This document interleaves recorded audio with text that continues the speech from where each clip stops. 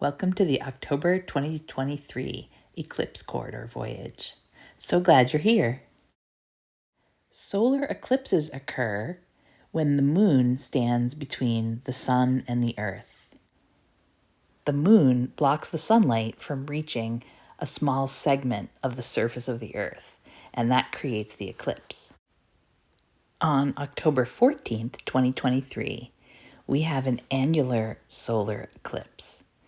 An annular eclipse is when the moon is at its furthest point from Earth. Therefore, the disk of the moon doesn't quite block the full disk of the sun, and it makes this ring of fire effect. So, annular eclipses are affectionately known as ring of fire eclipses for this reason. The pathway of this annular solar eclipse on October 14th sweeps from the Pacific Ocean along the coast of Oregon, all the way down across Oregon, Nevada, Utah, New Mexico, and into Texas, and then across the Gulf to Yucatan Peninsula, across Central America, and down into South America towards Brazil. To quote Metatron, channeled through James Tiburon, "This eclipse is extraordinary, and the energies and frequencies that will cascade upon the planet and humankind will influence the entire planet. The frequencies will be raised, purposefully upshifted, with each eclipse, each solstice, each equinox.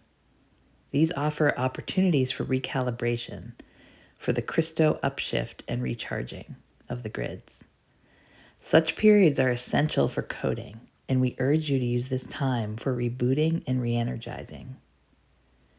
During the window of the solar eclipse, extraordinary units of life force will vigorously stream into your dimension of the earth.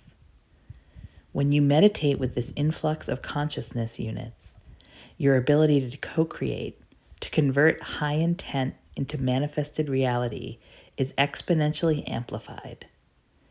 Seated in the light are crystal codes, both of divine source and of higher human desire of this noble intent."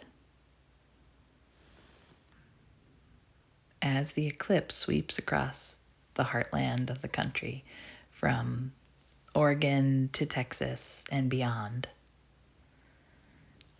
we check the celestial placement of the sun and the moon when they eclipse one another. And it turns out they're in the constellation Virgo, nestled between Mercury and Mars, adjacent to Spica and Arcturus.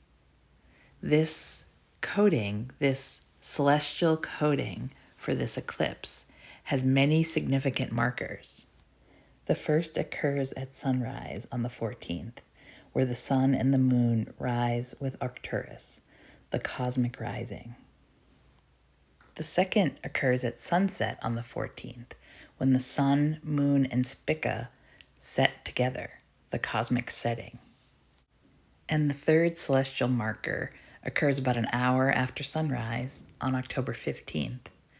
Mars and the moon rise together, their cosmic rising, the moon completing this celestial coding cycle.